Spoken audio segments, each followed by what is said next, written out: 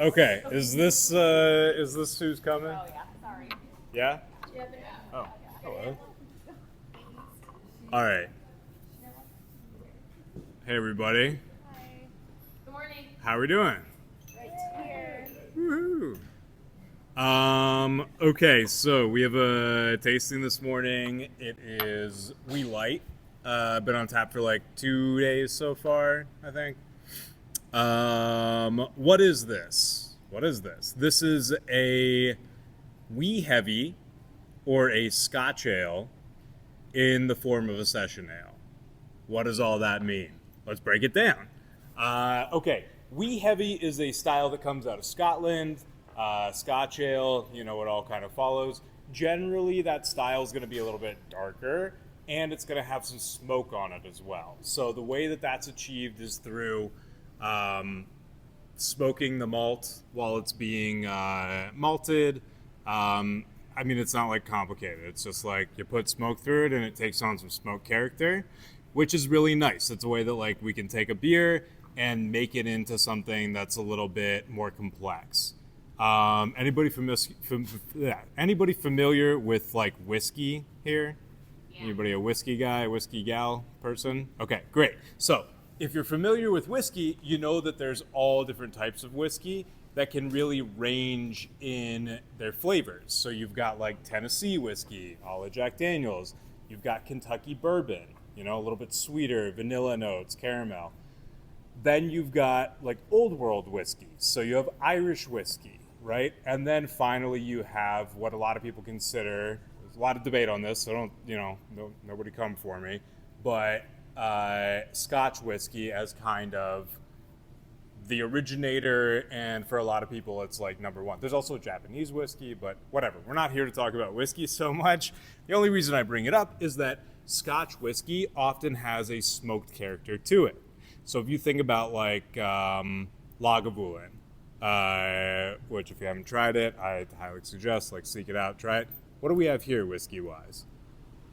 Anything? Jack Daniels.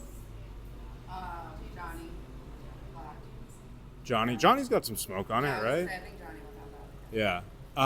Yeah. Okay, so that's a great point of reference. So, like, there you go. There's your smoke on things. Has anybody ever had a smoked beer before? Okay, so there's a couple different versions of it. One is this version, which is a Scotch ale. Another is called a Rauchbier, which is like a southern German type of beer that's really nice from like the Bamberg region. So, yeah, that's kind of in whatever 2 minutes spectrum of smoked beers that we have out here. Now, I said it was a Scotch ale or a wee heavy, but in session form. What does that mean? We've talked about session ales before. Session ales are generally going to be around like 3 to 4%. So session implying that you can sit down and like have a session of it. You know, drink a bunch of them and not get like totally fall off your chair plastered. That's just kind of the idea there.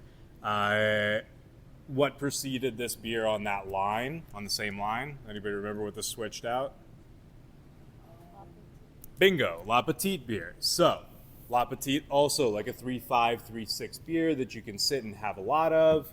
If you recall from any of our previous conversations, I hope that you some of this sticks somewhere in all of our consciousnesses, but that beer is designed to be a really small beer, but with a lot of flavor, which is a little bit tricky brewing-wise. So that's the idea here as well. So we've taken a Scotch ale and we've just reduced the alcohol content to make it really sessionable.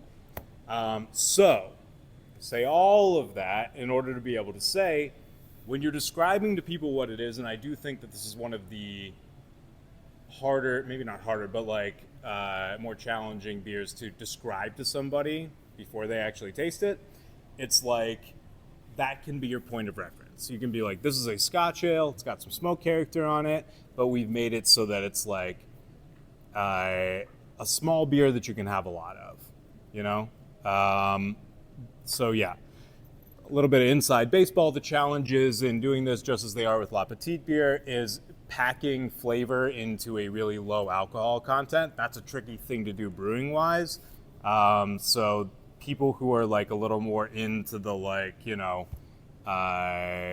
craft beer heads or whatever, they're gonna like this. Like this is a beer for them, and anybody who's just looking to have a bunch of stuff.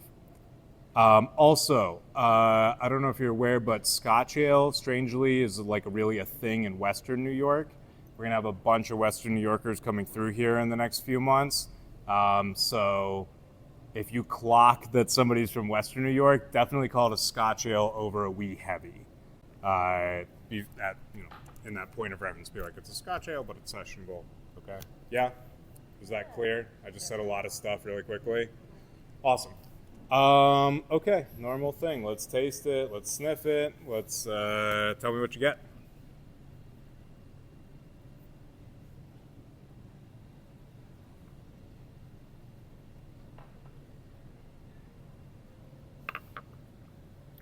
And just shout it out. Probably caramel and milk. That's what I'm smelling. It's very Caramel. Oh, sorry. I'll just repeat it for the camera as we say things. So caramel. Okay. What else? I haven't switched back in a while, but I'm feeling like Oh my gosh, yeah. it tastes like that. Actually, Which is that's great yeah. because a lot of people come in and say, "Do you have anything like switchback?" Okay, so like switchback. Yeah, awesome. That's a good point of reference for people. For sure. I see what you mean about smoky. Smoky? Yeah. Yeah. Who's getting like a lot of smoke? Couple people? Yeah? Okay. So that's also like how you perceive things. So different people perceive different tastes and aromas differently. Some people are going to get a lot of smoke off of this. Some people are going to be like, I'm not really getting it. I'm searching for it. That's kind of like a thing that you can, some lingo that you can tell people as you're searching for the smoke. Yeah. What's that? Smell the smoke more than taste it. Smell the smoke more than taste it, for sure. This is definitely like on the pulled back side of the smoke as well, so it's going to be more subtle and like underneath. That's kind of like to give it complexity and not just like hit the nail right on the head and be like, oh, you're smelling and drinking a campfire. Okay, what else? Anything? Well, I think. Yeah. I don't want another one. I'm good. Oh. Well, it's 3.5%, so you'll probably be fine. But It doesn't taste like it's 3.5%. thank you, and that's the trick. It tastes Yeah, much fuller than that. nice. That's for sure what we're going for there, and that's why, like, for the average person that walks in, that's like, okay, yeah, what's the big deal? I'm not getting all my alcohol. Give me that double IPA. This is like for the person who's looking to like come in and have a full spectrum flight of what we have to offer, or like somebody who's like pulling out their phone to like enter it right into Untapped. Like that's that's who to recommend this to. All right, I feel like I've talked at you enough. Anything else? Questions? Anybody sold this yet or had reactions to this? I did. Yeah. And it was an older guy. He had an accent and he really liked it. He liked how light. Older guy had an accent, really liked it. Just repeating that for the camera. What was the accent? We all want to know, you know? Yeah, try and recreate the accent. Scottish or German? Okay, gotcha. Just not a French accent. Okay. We're narrowing it down. There's only. We'll throw a dart at a map. Okay, so. He liked how light the beer tastes. And by older, she probably means he was 30. Like my age. It's my age. Right. Was he? Yeah. Was he as old as me? How old do we think I am? Anyway. Let's not go. Yeah. We'll skip that. Okay. So what did he think? Mysterious man with the accent. What did he think about it? He liked how light it tasted. Like how light it tasted. Nice. Okay. Love that. No accented couple. Okay. I like how we're profiling here. Yeah. Yes. Really good point. Maybe we should move that over. Can we move that over? Oh no, we just printed a bunch of menus. So maybe next time there's a beer change. Next time there's a beer change, I think we'll move it over. Do we think that it needs to move over? We can just explain it to them. Yeah, we could Yeah, 'cause send I out mean, but But it's Okay. light. It is a light beer. It is light. But it's also dark and malty. Right. It's not malty to me. It's like, what do you do? You know, I don't know. Welcome to my life. It's a light beer. Yeah, being nervous to bring it to someone and then they complain about, you know, like. So that's why if negative someone orders reaction. one, I'm just like, it is dark. Yeah. I think we ran into this with another beer that we had, Amber Skies. And this is a different kind of thing that we're running into, but it's like of the same nature. It all has to do with expectations versus what arrives to a table or a bar side. Okay, we'll change it when we've got an opportunity, because I know we all don't want to stuff a bunch of menus into a new thing before we open in 12 minutes. Categorize a beer because of the color or because of like the actual, the actual. Well, I would have described it better. I just hadn't tried it. So. So if it is. And that's why we have tasting notes. I wouldn't Uh, I wouldn't put it because on. then somebody who wants a dark and malty is going to be disappointed. It's not dark and malty.